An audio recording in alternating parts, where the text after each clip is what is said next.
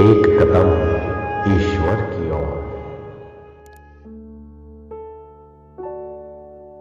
निर्वाण प्रकरण उत्तरार्ध दोनों का श्री वशिष्ठ जी तथा उस सिद्ध का सिद्धलोक में गमन तथा पिशाचों एवं देवताओं की केवल मन के अनुसार स्थिति यह वर्णन।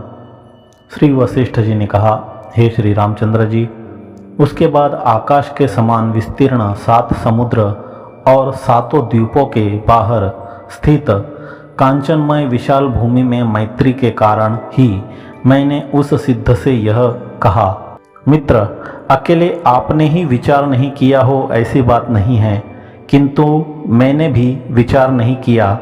साधारण लोगों की बात जाने दीजिए।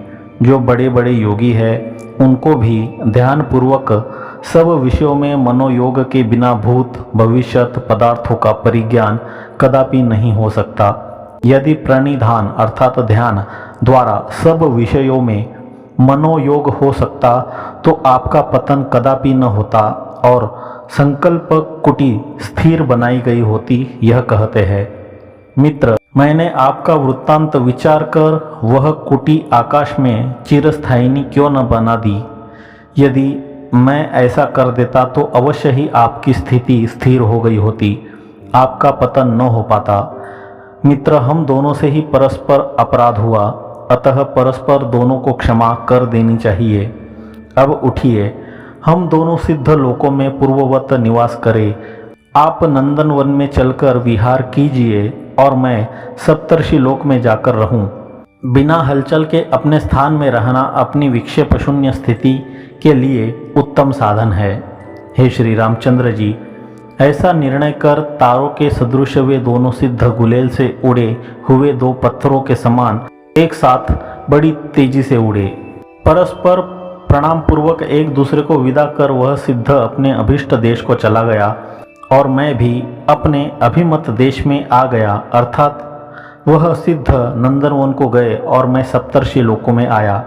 हे राघव, उस प्रकार पाषाणोपाख्यान एवं सिद्ध का सारा वृत्तांत मैंने आपसे कह सुनाया। देखिए, संस्कृतियों की कैसी आश्चर्यमयी विचित्रता है। कुटी में स्थित जो आपका स्थूल शरीर था उसे उस सिद्ध ने फेंक दिया, यह मेरा अनुमान है। ऐसा आपने ही मुझसे कहा है। फेंका गया जो पार्थिव शरीर है वह तो समय पाकर पृथ्वी में धूल रूप हो जाता है, यह अर्थतः ही ज्ञात हुआ।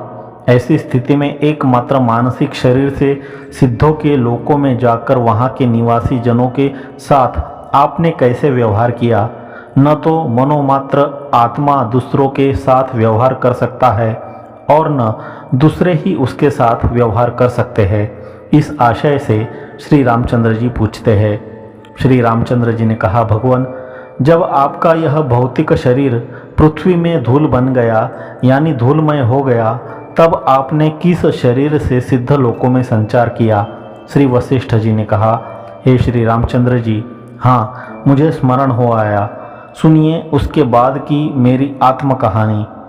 सुवर्णमयी भूमि से चलकर जगत रूपी घर में सिद्धों की सेनाओं तथा लोकपालों की पुरियों में भ्रमण करता हुआ मैं इंद्र भगवान के नगर में पहुंचा। चूँकि मैं इस स्थूल शरीर से रहित मनोमात्र शरीरधारी था, अतः वहाँ मुझको कोई देख न सका। हे श्री रामचंद्र जी, इसमें संदेह नहीं कि उस समय मैं गगनाकार हो गया था।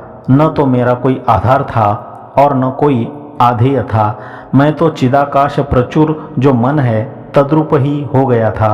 उस समय न तो मैं आपके सदृश स्थूल पदार्थों के अवबोध करने वालों की तरह ग्रहिता अर्थात ग्रहण करता था और न ग्राह्य ही था।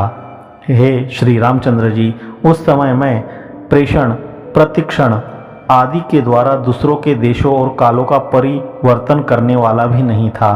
मन का जो मनन है एकमात्र वही मेरा स्वरूप था।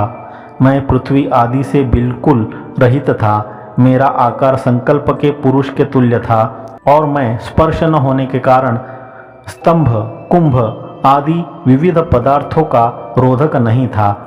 अपने अनुभव की ओर उन्मुख हुआ मैं यानी स्वानुभव रूप मैं स्वयं भी पदार्थ समूहों से अवरुद्ध नहीं होता था। हे श्री रामचंद्र जी, इस तरह मैं स्वप्न मनोराज्य के समान मनोमय भूतों के साथ ही व्यवहार करता था।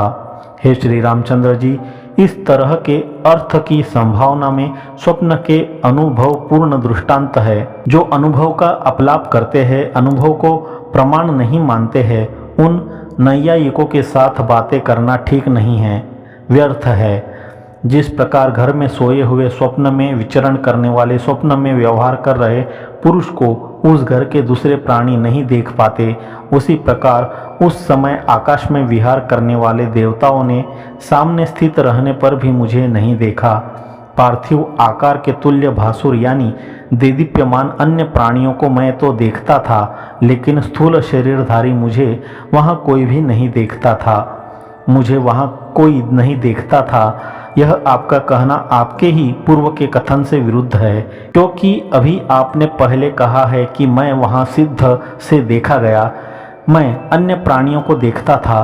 आपका यह कहना भी असंगत है, कारण कि मन की बाहर स्वतंत्रता न होने से स्वप्न में अपने मनोमय पदार्थों का ही अवलोकन होता है। इस आशय से श्री रामचंद्र जी पूछते हैं। श्री रामचंद्र जी ने कहा, महर्षि, आकाशमय शरीरधारी आप यदि विदेह होने के कारण यानी पार्थिव शरीर शून्य होने के कारण किसी के द्वारा नहीं दिखते रहे, तो फिर उस सुवर्णमयी पृथ्वी में उस सिद्ध के द्वारा आप कैसे देखे गए? सत्य संकल्पानुसारी दर्शन की व्यवस्था से श्री वशिष्ठ जी दोनों का परिहार करते हैं। श्री वशिष्ठ जी ने कहा, हे श्री रामचंद्र जी, हमारे सदृश ज्ञान योग सिद्ध पुरुष जैसे संकल्प से कल्पित पदार्थों का अवलोकन करता है, वैसे ही असंकल्पित पदार्थों को प्राप्त नहीं करता, क्योंकि वह सत्य संकल्प शरीर वाला है।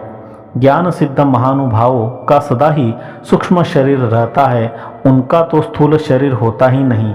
यह आपने अनेक बार मुझसे कहा है।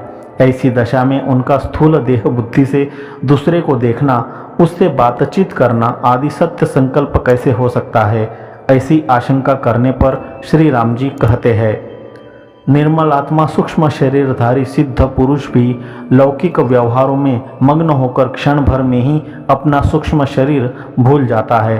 तात्पर्य यह है कि जैसे समाधि और विवेक काल में सत्य संकल्पन होता है, वैसे ही व्युत्थान व्यवहार काल में सूक्ष्म शरीर भाव का विस्मरण भी होता है। इसलिए उनका परदर्शन, संवाद आदि का संकल्प संभव है।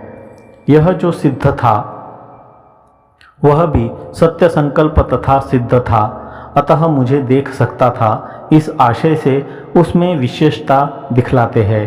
हे श्री रामचंद्र जी, उस समय मैंने यह सिद्ध मुझे देखे ऐसा संकल्प किया था। इससे उस सिद्ध ने मुझे देखा, जो स्वसंकल्पित अर्थ का भाजन था। साधारण लोगों की अपेक्षा सिद्ध पुरुष में विशेषता बतलाते हैं। चिरकाल की वासना से जिस पुरुष का भेद बहुत दृढ़ हो चुका है, वह साधारण पुरुष चिरकाल की वासना से भेद बुद्धि के दृढ़ होने के कारण संकल्पित अर्थ का भाजन नहीं होता, किंतु भेद वासना मिट जाने के कारण यह सिद्ध सत्य संकल्प का भाजन था। जहाँ दो सिद्ध परस्पर विरुद्ध संकल्प करे, जैसे एक तो यह संकल्प करे कि मैं इसे देखूं और दूसरा यह संकल्प करे कि मुझे यह न देखे, ऐसी स्थिति में वहाँ कैसी व्यवस्था होगी? इस आशंका पर कहते हैं, परस्पर सिद्ध एवं विरुद्ध अभिष्ट वाले दो सिद्धों में जो अधिक निर्मलात्मा यत्नवान रहता है, वह बाजी मार ले जाता है। जैसे एक राज्य सिद्धि के लिए प्रयत्न कर रहे दो राजकुमारों में जिसमें शौर्य आदि अधिक मात्रा में रहते हैं, उसी की विजय होती है, वैसे ही यहाँ भी समझना चाहिए। ऐसा ही सही, परंतु आपके इस कथन से प्रकृत में क्या आया, इस पर कहते हैं। हे श्री रामचंद्र जी, सिद्धों की सेनाओं तथा लोकपालों की पुरियों में विचरण करते हुए मेरी वह सूक्ष्म रूपता व्यवहारों की अधिकता से जब विस्मृत हो गई, जब मैं अपना सूक्ष्म स्वरूप भूल गया, तब महाकाश में अन्य लोगों के साथ व्यवहार करने में प्रवृत्त हो गया, परंतु मेरा ऐसा चंचल रूप था कि वहाँ मुझे कोई नहीं देख पाता था। हे अनघ, मैं वहाँ सूर्य लोकों में अत्यंत जोर से शब्द कर रहा था, फिर भी वहाँ जैसे स्वप्न के पुरुष का शब्द कोई नहीं सुनता, वैसे ही मेरा वह शब्द कोई नहीं सुन पाता था। वहाँ पर जब कोई गिरता तथा नीचे से ऊपर की ओर चढ़ता तो वैसे मौक़ों में मैं झट अपने हाथ आदि का उसे अवलंबन देने के लिए उद्यत हो जाता था। लेकिन हे राम जी, उसके सहारे के लिए उद्यत होने पर भी मननशील मन रूप शरीरधारी मेरा हाथ आदि कुछ भी उसके अवलंबन के लिए समर्थ नहीं होता था। हे रघुनंदन, इस तरह मैं आकाश का पिशाच हो गया और देवताओं के घरों में इस एक अनिर्वचनीय पिशाचता का मैंने अनुभव किया। श्री रामचंद्र जी ने कहा, भगवान कृपा कर यह बतलाइए कि इस लोक में पिशाच किस आकार के होते हैं, वे कहाँ रहते हैं, किस जाति के होते हैं, उनका आचार कैसा होता है तथा वे किस तरह के अभिप्राय वाले होते हैं। श्री वशिष्ठ जी ने कहा, हे श्री रामचंद्र जी, इस लोक में पिशाच जिस तरह के हैं उनका मैं आपसे वर्णन करता हूँ, आप सुनिए। जो मनुष्य प्रसंग प्राप्त वचन नहीं बोलता वह सभ्य नहीं है। हे श्री रामचंद्र जी, कोई पिशाच आकाश के सदृश सूक्ष्म शरीर वाले, मनोमय देह वाले, स्वप्न के समान कल्पित हाथ पैर आदि से युक्त होते हैं और आप ही के समान आकार को देखते हैं। पिशाच मनोमात्रमय शरीर वाले हैं तो वे दूसरों के ऊपर आक्रमण कैसे करते हैं, क्योंकि मन में बाहर आक्रमण करने की सामर्थ्य नहीं है, इस शंका पर कहते हैं। अन्य मनुष्य के चित्त में प्रविष्ट होकर भ्रम रूप भयदायिनी अपनी छाया से आक्रमण करके वे सब पिशाच नानाविध दुख आदि प्रदान करने वाली चेष्टाओं से मनुष्य के आशय को उद्बोधित करते हैं। उसका यदि मरण के अनुकूल कर्माशय होता है तो मर्म स्थानों में पहुंचकर इनमें कोई पिशाच शीघ्र प्राणियों को मारते हैं और स्वयं अपने ऋण के अनुबंध के अनुसार उसके देह धातुओं का भक्षण करते हैं, रुधिर आदि पीते तथा बल एवं सत्व को नष्ट करते हैं और चित्त में आक्रमण करके जीवों को नष्ट कर डालते हैं। इनमें कोई आकाश के सदृश, कोई निहार अर्थात कुहरा के तुल्य और कोई स्वप्न काल के मनुष्यों के आकार के समान आकार वाले होते हुए भी शून्यात्मक होते हैं। कोई मेघमंडल के समान, कोई वायुमय देह वाले और कोई प्राणी की भ्रांति के अनुसार देहधारी होते हैं। श्री रामचंद्र जी, ये सब के सब बुद्धि मनोमय ही होते हैं। इन पिशाचों को पकड़ना संभव नहीं है और ये भी यदि किसी को पकड़ना चाहे तो पकड़ नहीं सकते हैं। आकाश के समान शून्य शरीर वाले वे अपनी आकृतियां स्वयं अनुभव करते हैं और परस्पर देखते हैं तथा वे सब शीत और ताप से उत्पन्न हुए सुख और दुख का भी अनुभव करते हैं, किंतु वे बाहर के जल आदि पी नहीं सकते, अन्न आदि खा नहीं सकते, किसी पदार्थ का अवलंबन नहीं कर सकते, स्वयं खड़े नहीं हो सकते तथा लेने देने आदि का यथेष्ट व्यवहार भी वे नहीं कर सकते। वे सब इच्छा, द्वेष, भय, क्रोध, लोभ और मोह से युक्त रहते हैं और मंत्र, औषध, तप, दान, धैर्य एवं धर्म से वशीभूत होते हैं। तब किस उपाय से उन्हें मनुष्य देख पाते हैं, यह कहते हैं। सत्व का अवष्टंभ रूप योग धारणा का जो एक भेद है, उससे भूतों के अवलोकन के अनुकूल बीजाक्षर से घटित रजत आदि पत्र के ऊपर लिखित कंठ आदि में धारण किए गए यंत्र तथा आराधित मंत्र से वे दिखाई देते हैं तथा भूत विद्या जानने वाले किसी एक पुरुष के द्वारा कभी वशीभूत होकर सेवा आदि में नियुक्त भी किए जाते हैं। किसी देश में यह प्रसिद्ध है।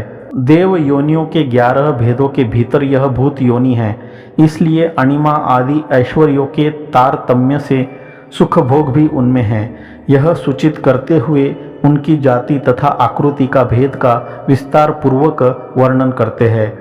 चूंकि यह भूत योनि भी देव योनि ही है, इसलिए इन पिशाचों में कोई देव रूप ऐश्वर्य संपन्न होते हैं, कोई मनुष्यों के समान लक्ष्मी से संपन्न होते हैं और कोई सांपों के सदृश होते हैं। इनमें कुछ ऐसे होते हैं जिनकी उपमा कुत्तों तथा सियारों से दी जा सकती है। कोई ऐसे होते हैं जो गांवों में तथा जंगलों में निवास करते हैं तथा कोई ऐसे भी होते हैं जिनका नहरों, कुओं, मार्गों एवं नरक सदृश अपवित्र देशों में ही सदा वास रहता है। हे श्री रामचंद्र जी, इनके यही सब रहने के स्थान हैं। इसी तरह के आकार के तथा ऐसे ही आचार के वे पिशाच होते हैं। यह सब मैंने आपसे कह दिया, अर्थात आपने जो प्रश्न किया था कि वे किस आकार के होते हैं, उनका आचार क्या है तथा वे कहाँ रहते हैं, इसका उत्तर मैंने आपको दे दिया है। अब इनका आप यह जन्म सुनिए। हे श्री रामचंद्र जी, कार्य ब्रह्म से विलक्षण जो मायाशबल ब्रह्म है, वह समस्त शक्तियों के स्वभाव से विषय का संकल्प करते हुए मनोमय पुरुष के समान भीतर अवबुद्ध होकर स्वरूप से जो स्थित है, उसी को जीव नामक प्रथम अंकुर समझिए। अभिमान से परिपूर्ण वही अहंकार कहा गया है तथा परिपुष्ट हुए उस अहंकार को ही जिन्हें आत्मा का आविर्भाव हो गया है, उन महानुभावों ने मन कहा है। वह मनोरूप जो जीव है, वही समष्टि रूप से संकल्पाकाश रूपधारी ब्रह्मा कहलाता है। असद्रूप इस जगत का बीज भी एकमात्र असद्रूप ही है, उसकी कोई आकृति नहीं है। इस प्रकार मन ही ब्रह्मा बनकर स्थित है। वह ब्रह्मा सदेह होने पर भी निर्मल आकाश रूप ही है। स्वप्न के पुरुष के आकार के सदृश उपस्थित रहने पर भी उसका वह शरीर असत ही है। पृथ्वी आदि पंचभूतों की मूर्ति से रहित होने पर वह ब्रह्मा सूक्ष्म शरीर में संपन्न है। हे श्री रामचंद्र जी, आप ही सोचिए कि आकाश में संकल्प पुरुष के पृथ्वी आदि कहाँ से हो सकते हैं। आपका मन जैसे आकाश में कल्पित नगर का अवलोकन करता है, वैसे ही अपने में कल्पित विरंची अर्थात ब्रह्मा रूपता का भी अवलोकन करता है। एकमात्र यह कारण है कि वह ब्रह्मा अपने जिस जिस संकल्प को जानता है, तत्त पदार्थों के आकार से उसका अवलोकन करता है और स्वयं उसका अनुभव भी करता है। जो जिस परिणाम का जीव है, वह सब चित्त रूप सतही है, इसलिए ज्ञान शक्ति से संपन्न वह क्यों न अवलोकन करे। निराकार मन रूप वह ब्रह्मा ब्रह्म स्वरूप चिदाकाश में एकमात्र जिस शून्य स्वरूप ब्रह्मांडाकार का अवलोकन करता है, वही जगत कहलाता है तथा इसका प्रतिभास ही इस समय चिरकाल की एकमात्र भावना से घनीभूत पुष्ट होकर सुदीर्घ स्वप्न के समान सुंदर अवस्थित है। सूक्ष्म शरीरधारी उस ब्रह्म का यह सर्गानुभव ब्रह्म स्वरूप होने पर भी चिरकाल की भावना से अधिक प्रकटता के उत्कर्ष से यानी अधिक प्रकट होने के अधिभौतिक शरीरता को प्राप्त हो गया है, जो अनेक भेद समूहों से भासुर है। वह ब्रह्मा ब्रह्म मात्रात्मा ब्रह्म स्वरूप ही है। ब्रह्मात्म रूप जीव और जगत ये दोनों अनुभव है तथा ये दोनों ऐसे अभिन्न हैं जैसे कि आकाश और शून्यत्व, और ये दोनों ऐसे एक रूप से स्थित हो रहे हैं जैसे कि पवन और स्पंदन। हे श्री रामचंद्र जी, जैसे आप अपने संकल्प पुरुष में तथा असत होते भी सद्रूप नगर आदि में पृथ्वी आदि पंचभूतमयता देखते हैं, वैसे ही ब्रह्मा जी भी इन दोनों में भूतमयता देखते हैं, परंतु वह भूतमयता मिथ्या ही है, वास्तविक नहीं है। भूतमयता देखने के बाद ब्रह्मांडात्मक अपने शरीर के धातुओं के चिति सत्ता से पुष्ट कठिन एवं द्रव्यभूत भागों की पृथ्वी आदि 5 संज्ञाएं उन्होंने की है। वे ही पांचों मिलकर जगत इस नाम से प्रसिद्ध होकर स्थित है। वैसे आपने अपने असत्य संकल्प को सत्य रूप ही अनुभव किया। जैसे वह ब्रह्मा स्वयं चिन्मयाकाश ही है, वैसे ही परमार्थतः उनका संकल्प भी चिदाकाश रूप ही है। अतः यह समस्त जगत उस ब्रह्मदेव का एक स्वप्न है तथा उनके संकल्प जनित इसके नाश और प्रादुर्भाव भी दोनों स्वप्न के तुल्य स्थित है। तब उनके द्वारा निर्मित हुए चंद्र सूर्य तारे आदि सर्वविध अर्थ क्रिया में हेतु कैसे है, इस आशंका पर कहते हैं। जैसे यह मनोरूप ब्रह्मदेव सत्य है, वैसे ही उनके द्वारा निर्मित हुए उनकी वृत्ति रूप वे चंद्र रुद्र सूर्य तथा चंद्र किरण आदि भी सत्य ही है, यानी प्रवृत्ति आदि अर्थ क्रिया के संपादन में समर्थ है। ऐसी स्थिति में यह समस्त जगत सत्य उस ब्रह्मदेव का एकमात्र मनोराज्य ही कहा जाता है और यह सब चिति में निरालंब शून्य आकाश का स्फुरण रूप ही है। जिस प्रकार स्वप्न का नगर चिदाकाश रूप है, जैसे संकल्प का पर्वत चिदाकाश स्वरूप है, वैसे ही ब्रह्मदेव का यह जगत निराकार स्वच्छ चिदाकाश रूप ही है। इस तरह एकमात्र आभास स्वरूप से सर्वदा स्फुरित हो रहे इस जगत की जन्म स्थिति और प्रलय की प्रतीतियां मिथ्या ही यहाँ उदित होकर स्थित है। हे श्री रामचंद्र जी, यथार्थ में तो एकमात्र अविनाशी वह ब्रह्म ही सर्वत्र स्थित है। एकमात्र यही कारण है कि आत्मा की चिदाकाश रूपता का अनुसंधान करने पर आपके, मेरे या अन्य किसी के भी ये सर्ग आदि कुछ भी नहीं है यह कहते हैं। इसलिए हे निष्पाप श्री रामचंद्र जी, यह मुझसे कहिए कि चिदाकाश स्वरूप मेरा, आपका या संसार का ही क्या उत्पन्न होता है तथा क्या नष्ट होता है। कहिए यह निरर्थक संसार क्यों अनर्थ के लिए उदित हुआ है। बिना किसी मतलब के यानी बिल्कुल अर्थ शून्य ये राग द्वेष भय रोग आदि क्यों उदित हुए हैं। हे श्री रामचंद्र जी, वस्तुतः न तो सृष्टि का कोई कारण है, न सर्गता है और न असर्गता ही है, किंतु सिर्फ एक बार अवभाषित हुआ पुनः आवरण होने के कारण प्रपंच रूप से प्रसिद्धि को प्राप्त यह प्रत्यक रूप ब्रह्म ही सर्वदा विद्यमान है। सर्वदा शून्य विपुल आभोग वाले स्वच्छ चिति रूपी जल से परिपूर्ण चिदाकाश रूपी अविनाशी क्षेत्र अर्थात खेत के अज्ञान कल्पना रूपी पंख से व्याप्त होने पर उसमें उस चिदाकाश स्वरूप बीज से ही चिदाकाशात्मक यह अनंत पंचभूत रूप ब्रह्मांड बीज शिलाओं की पंक्ति उत्पन्न हुई है और आगे चलकर भी होगी। कल्पना रूपी पंख के अभाव में बतलाते हैं। वस्तुतः यहाँ पर न तो कोई खेत है, न कुछ उसमें बोया गया है, न कोई बीज है और न कुछ उत्पन्न ही हुआ है, किंतु एकमात्र कल्पना से सब कुछ यहाँ स्थित है। इस प्रकार पिशाच जाति के वर्णन के प्रसंग से सृष्टि के तत्व का वर्णन करके अब प्रस्तुत विषय के अनुकूल होने से पूर्व वर्णित पंचभूत शिला के अवयव आदि रूप से भिन्न भिन्न जातियां दिखलाते हैं। हे श्री रामचंद्र जी, उस कल्पना रूपी पंख से व्याप्त उस चिदाकाश रूपी खेत में जो ब्रह्मांड रूपी शिलाओं की अनेक पंक्तियां परिपुष्ट हुई है, वे सब देव आदि जातियां हैं। अर्थात यह सामान्य रूप से कहा गया है, अब विशेष रूप से उनका विभाग करके कहते हैं। इनमें जो अत्यधिक सौंदर्य से उज्ज्वल रत्न रूप है, वे तो देव ऋषि आदि की जातियां हैं। इनमें जो शिलाएं अर्ध उज्ज्वल है, वे नर नाग आदि की जातियां हैं, तथा जो मलिन और रजोगुण से दूषित शिलाएं हैं, वे सब कृमि कीट स्थावर आदि है। इनमें जो बड़ी बड़ी वजनदार कांति प्रकाश आदि फलों से हीन शून्याकार क्षयक्षत देहाकार से रहित तथा शरीर से युक्त शिलाएं हैं, वे सब पिशाच आदि कही गई है।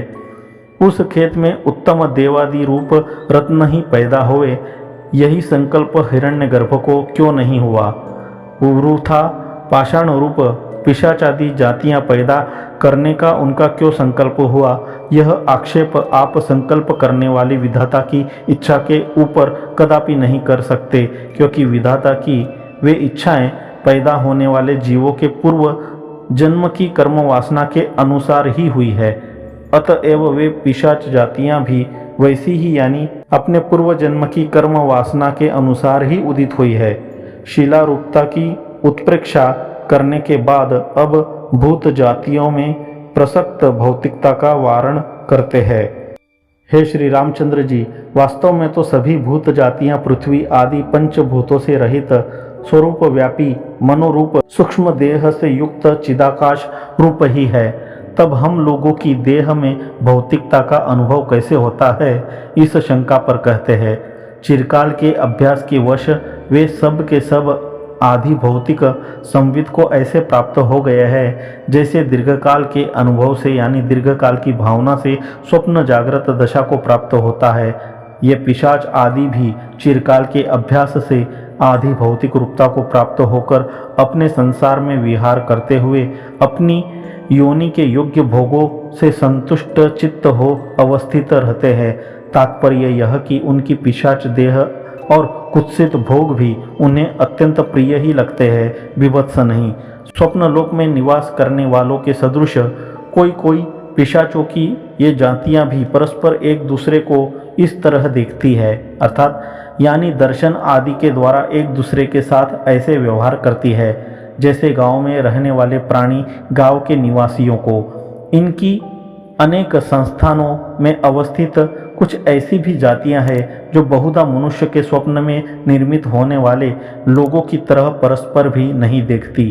पिशाच जातियों की तरह कुंभांड आदि जातियों की भी प्रायः सूक्ष्म देहता होती है तथा इनमें भी चेष्टा आदि ठीक वैसे ही पाए जाते हैं। यह कहते हैं, हे श्री रामचंद्र जी, इस संसार में जैसे पिशाच आदि दुष्ट जातियां स्थित है, प्रायः वैसे ही ये कुंभांड, यक्ष तथा प्रेत आदि भी स्थित है। जैसे ऊंच नीच जमीन के तारतम्य में जल की स्थिति में तारतम्य रहता है, वैसे ही पाप के तारतम्य से उनमें तमोगुण का तारतम्य स्थित रहता है। यह कहते हैं, जैसे इस संसार में गहरी जमीन में जल स्थित रहता है, वैसे ही जहाँ पिशाच आदि रहते हैं वहाँ पर उनके पाप के तारतम्य से थोड़ा बहुत तमोगुण भी स्थित रहता है।